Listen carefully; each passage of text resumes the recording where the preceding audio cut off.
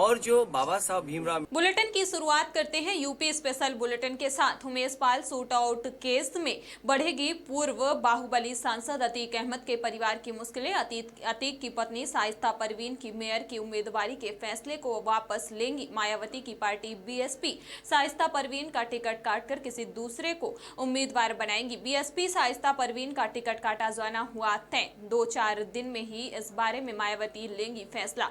जल्द ही किया जाएगा शाइस्ता परवीन को मेयर उम्मीदवार से हटाए जाने के फैसले का औपचारिक तौर पर ऐलान।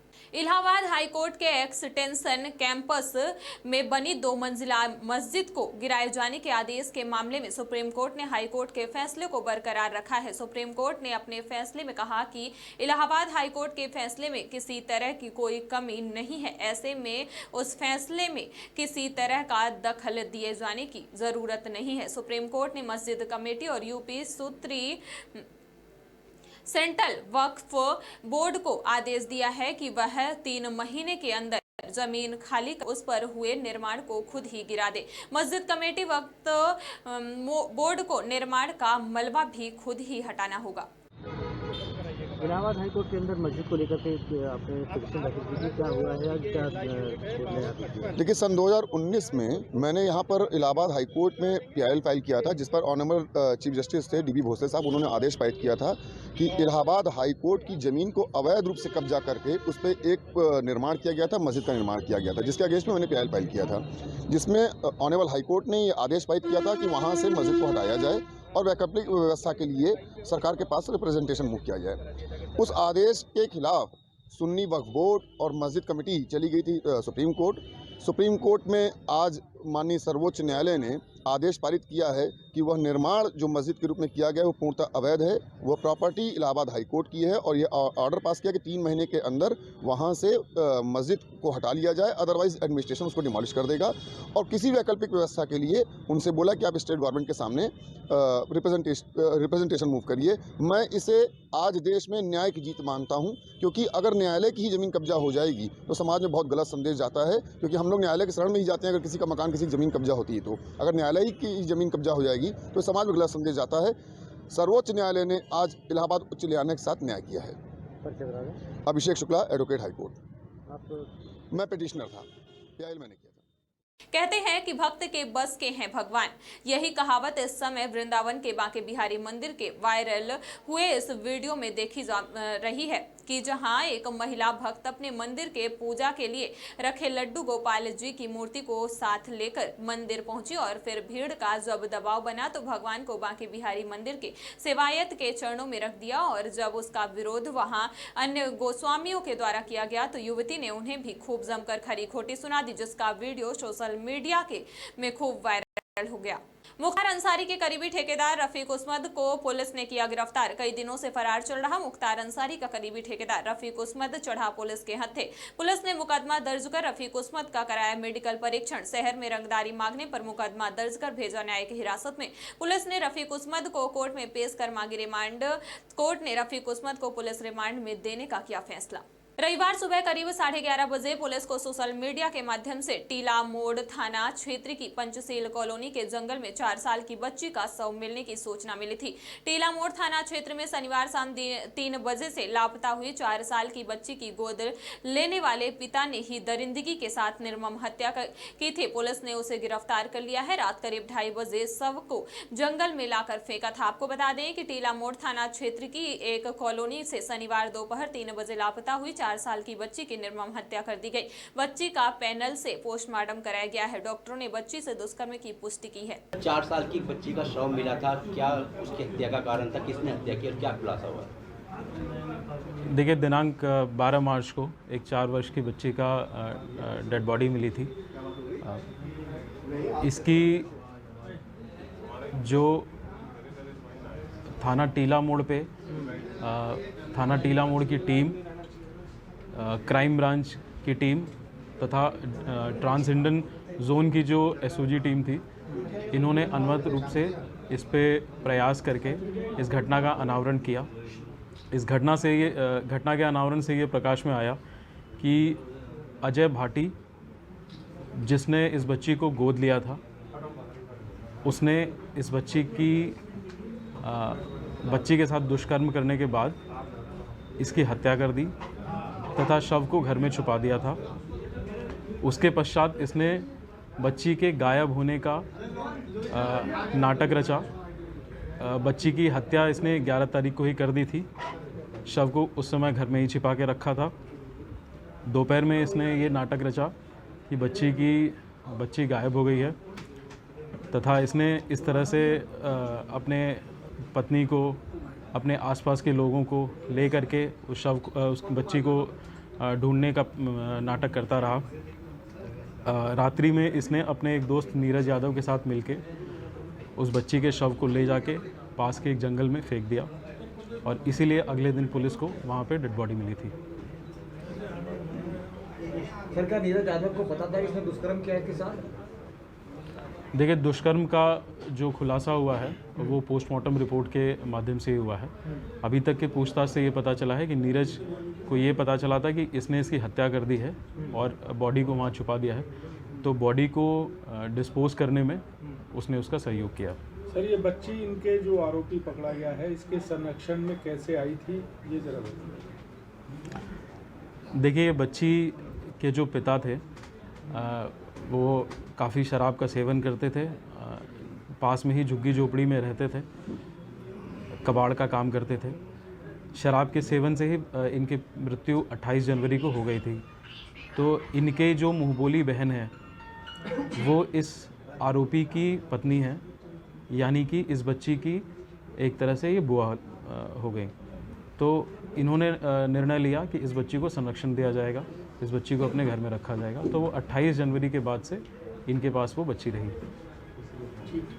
बहराइच में मिशन भुगतान यात्रा के बैनर तले सैकड़ों लोगों ने सहारा समेत कई बड़ी कंपनियों के द्वारा भुगतान न किए जाने के खिलाफ कलेक्ट्रेट परिसर में प्रदर्शन कर जिलाधिकारी बहराइच को ज्ञापन सौंपा। आपको बता दें कि सहारा समेत कई बड़ी कंपनियों के द्वारा जमा किए गए पैसों का लंबे समय से भुगतान न होने से देश के कई हिस्सों के लोग परेशान हैं। अपनी जमा पूंजी को अपना और अपने परिवार का भविष्य संवारने के लिए लोगों ने इस कंपनियों की लुभावनी स्कीमों में इन्वेस्ट किया था, लेकिन काफी समय बीत जाने के बाद भी इन लोगों को ये कंपनियां कोई पैसा नहीं दे रही हैं।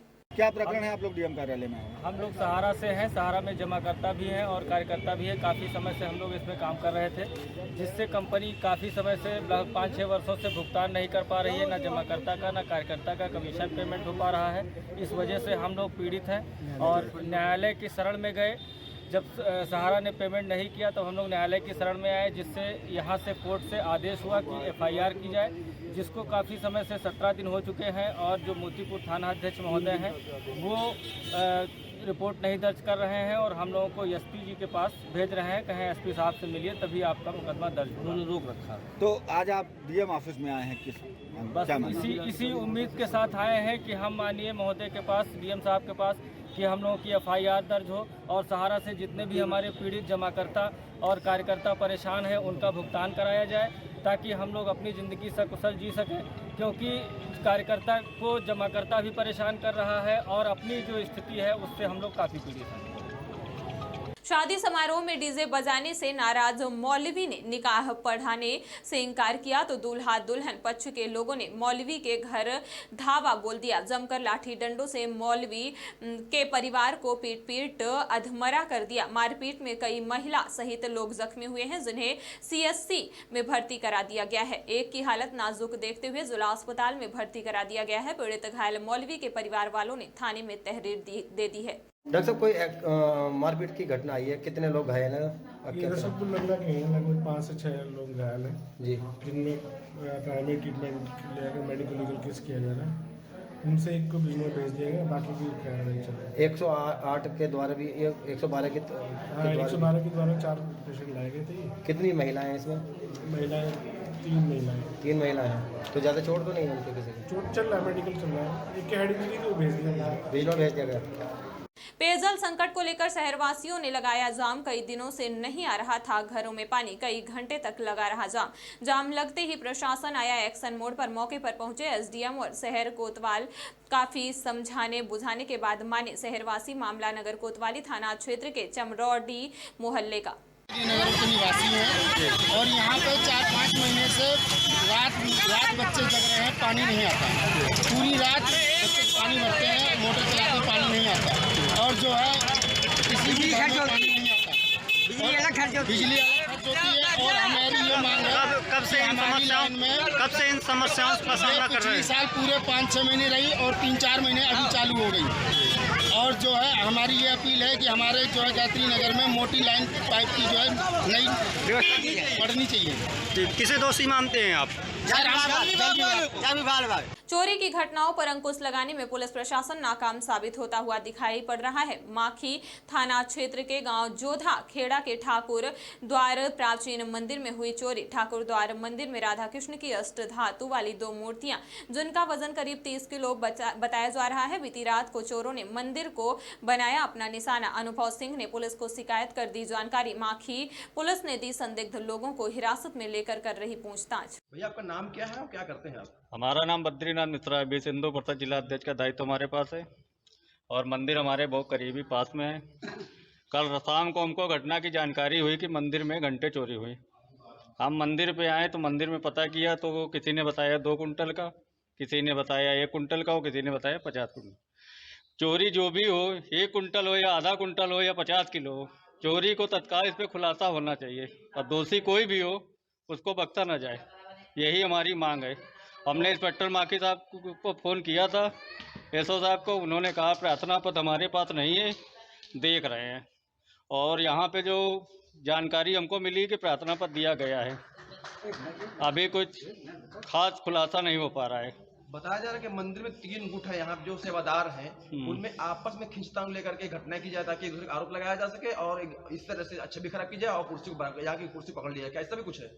आए दिन यहाँ पे मंदिर पे तो घटनाएं होती क्योंकि आपस में एक दूसरे की बनती नहीं है।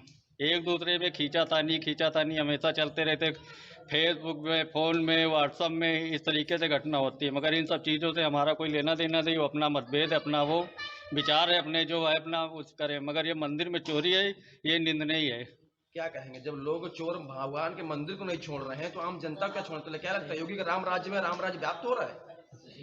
राम राज तो जहाँ है तहाँ है, मगर यहाँ हमारे लगता है भिनकीपुर में राम राज अभी आया नहीं है क्योंकि सब अपना है।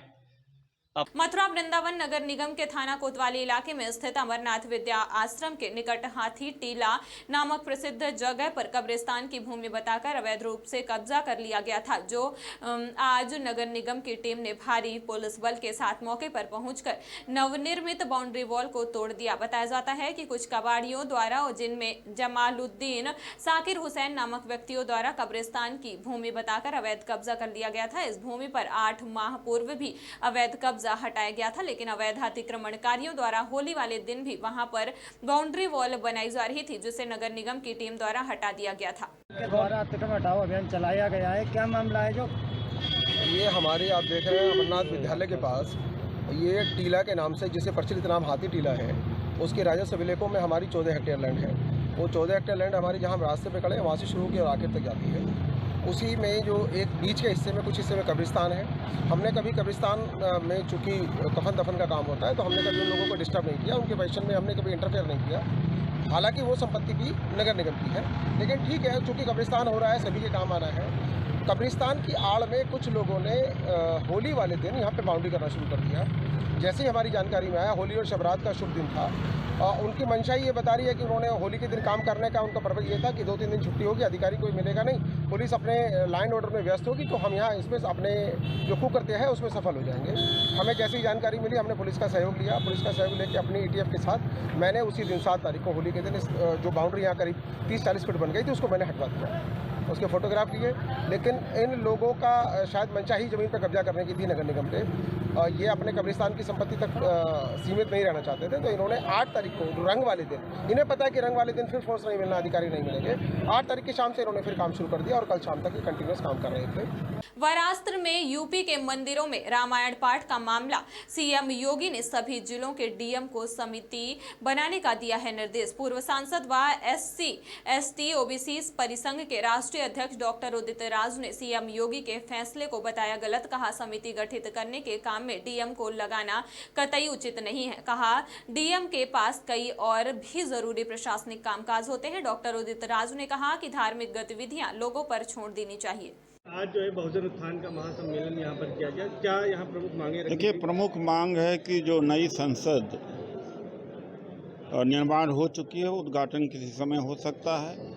डॉक्टर अंबेडकर पार्लियामेंट हाउस रखा जाना चाहिए। ये मांग हम लोग काफ़ी दिनों से करते हुए आ रहे हैं। तेलंगाना विधानसभा ने प्रस्ताव पास करके मोदी सरकार को दे भी दिया है। आज यहाँ पर सभा में यही तय हुआ है। सरकार से हमने आग्रह किया है कि बाबा साहब से ज़्यादा उचित नाम कोई नाम नहीं है। नई संसद का नाम बाबा साहब डॉक्टर अंबेडकर के से हो। अच्छा सर, इसके अलावा डीएम सूर्यपाल गंगवार औचक निरीक्षण कर निकले।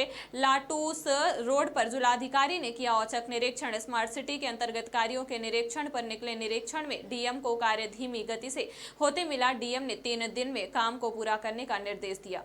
जनपद संभल में माध्यमिक शिक्षा मंत्री गुलाब देवी के कार्यक्रम में कथित पत्रकार पर हंगामे का आरोप। शिक्षा मंत्री के समर्थक ने कथित पत्रकार के खिलाफ कराया केस दर्ज। पुलिस ने कथित पत्रकार को गिरफ्तार किया।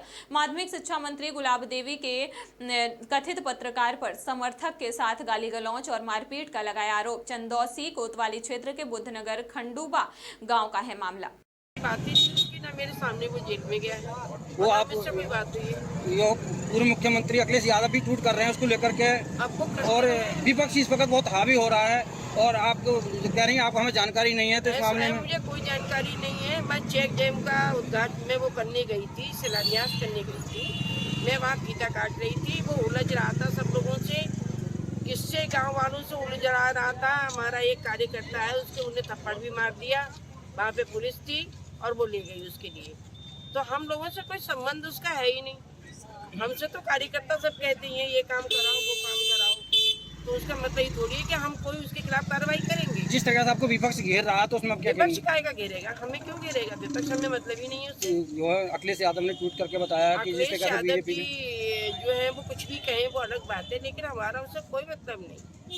बुलेटिन में फिलहाल इतना ही। ताजा तरीन खबरों के लिए देखते रहिए डीडी समाचार। तब तक के लिए हमें दीजिए इजाजत। नमस्कार।